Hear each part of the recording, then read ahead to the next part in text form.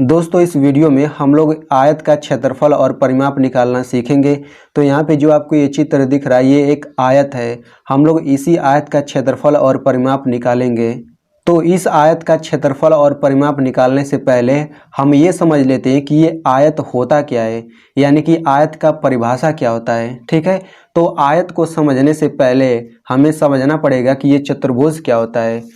तो आप लोग थोड़ा ध्यान से समझिएगा, अब से मैं जो चीज़ भी समझाऊंगा।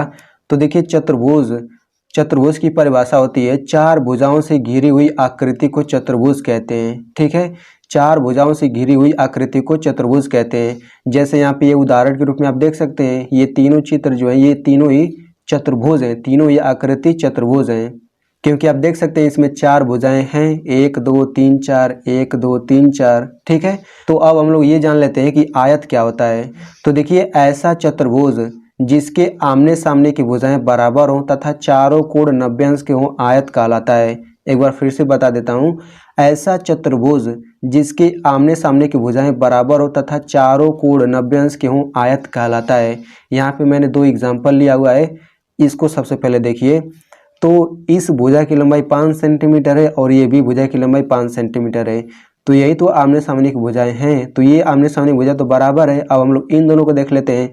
तो देखिए इस भुजा की लंबाई 3 सेंटीमीटर है और इस भुजा की लंबाई भी 3 सेंटीमीटर है, यानी कि ये भी आमने सामने की भुजाएं बराबर है। यानी कि इस चित्र में आमने सामने की भुजा बराबर है। और देखिए चारों कोण जो है 90 अंश के भी बराबर है। ये कोण 90 अंश के बराबर है, ये कोण 90 अंश के बराबर है, ये भी कोण 90 अंश के बराबर है और ये भी कोण 90 अंश के बराबर है। देखिए हम 90 अंश के कोण को इसी चिन्ह से दिखाते हैं, इसी तरीके से। ठीक है, तो ये आयत हो गया। वैसे ही आपको यहाँ पे जो चित्र देख रहा है ये भी एक आयत है, क्योंकि इसमें भी देखिए आमने सामने की भुजाएं बराबर है, ये भी आमने सामने की भुजाएं बराबर है और चारों कोण 90 अंश के हैं। यहाँ पे एक चीज़ हम लोग और समझ लेते हैं। देखिए बड़ी भुजा को लंबाई कहते हैं और छोटी भुजा को चौड़ाई कहते हैं। ठीक है, यानी कि इस आयत में लंबाई 5 सेंटीमीटर है, चौड़ाई 3 सेंटीमीटर है। इस आयत में लंबाई 8 सेंटीमीटर है और चौड़ाई 4 सेंटीमीटर है। तो चलिए अब हम लोग आयत का क्षेत्रफल निकालते हैं। तो देखिए आयत का क्षेत्रफल निकालने के लिए हमें आयत के क्षेत्रफल का फार्मूला पता होना चाहिए, यानी कि आयत के क्षेत्रफल का सूत्र क्या होता है वो हमें पता होना चाहिए और उसका उपयोग कैसे करते हैं ये भी पता होना चाहिए। तो चलिए सबसे पहले हम लिख लेते हैं आयत का क्षेत्रफल। तो देखिए आयत का क्षेत्रफल बराबर होता है लंबाई गुणा चौड़ाई। तो आप लोग इस फार्मूले को याद कर लीजिएगा कि आयत का क्षेत्रफल बराबर होता है लंबाई गुणे चौड़ाई। तो हमें इस आयत का क्षेत्रफल निकालना है, तो हम लोग लंबाई की जगह 6 रखेंगे, चौड़ाई की जगह 2 रखेंगे, क्योंकि लंबाई 6 सेंटीमीटर है और चौड़ाई 2 सेंटीमीटर है। तो लंबाई की जगह केवल हम लोग 6 रखेंगे, सेंटीमीटर नहीं रखेंगे। फिर गुणा चौड़ाई की जगह 2 रखेंगे, सेंटीमीटर नहीं रखेंगे। तो 6 गुणा 2 कितना हो जाएगा, 6 दूना 12, 12 हो गया। अब देखिए किसी भी चीज़ का क्षेत्रफल आप निकालेंगे ना, तो क्षेत्रफल जो होता है स्क्वायर में आता है, वर्ग में आता है। यानी कि अगर ये सेंटीमीटर में है तो ये सेंटीमीटर के वर्ग में आएगा। ठीक है, तो आयत का क्षेत्रफल जो हो गया 12 सेंटीमीटर का वर्ग हो गया।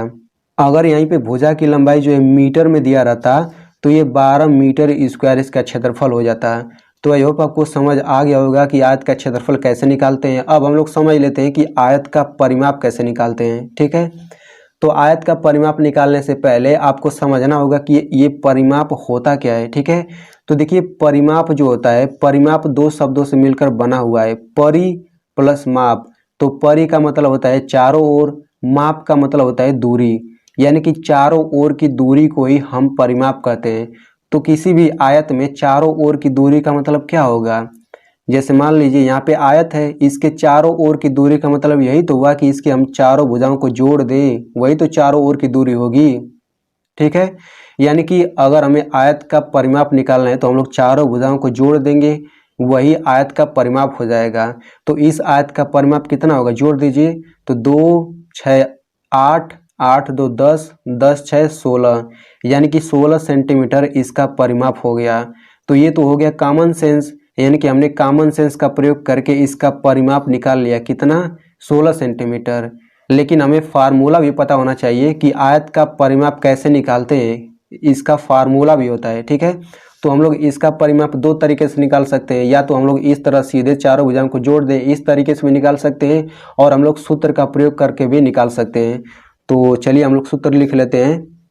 आयत का परिमाप बराबर होता है 2 कोष्टक में लंबाई धन चौड़ाई। तो इसी फार्मूले में हम लोग लंबाई और चौड़ाई का मान रख देते हैं। तो यहाँ पे ये हो जाएगा 2 और लंबाई कितना है 6 सेंटीमीटर है, तो हम लोग लंबाई केवल 6 रखेंगे, प्लस चौड़ाई की जगह 2 सेंटीमीटर है तो हम चौड़ाई केवल 2 रखेंगे। ठीक है, तो ये हो जाएगा 2 कोष्टक में 6 2 8 हो जाएगा। तो हम लोग इसके बाद ये कोष्टक हटाएंगे तो ये गुणा हो जाएगा, 2 गुणा 8 तो कितना हो जाएगा 2 8 16। तो चूंकि ये परिमाप है ना, और परिमाप मैंने बताया कि चारों ओर की दूरी होती है, तो चूंकि ये सब सेंटीमीटर में है तो दूरी कितना होगा, ये भी 16 सेंटीमीटर यही ना होगा दूरी, यानी कि इसका परिमाप जो हो गया 16 सेंटीमीटर हो गया। तो दोस्तों मैंने आपको इतने सरल तरीके से आयत का परिमाप और क्षेत्रफल निकालना सिखा दिया। तो आप लोग इस वीडियो को कम से कम 1 लाइक जरूर करिएगा और इस वीडियो को अपने दोस्तों के साथ जरूर शेयर करिए ताकि वो भी इसे इतने सरल तरीके से समझ सके।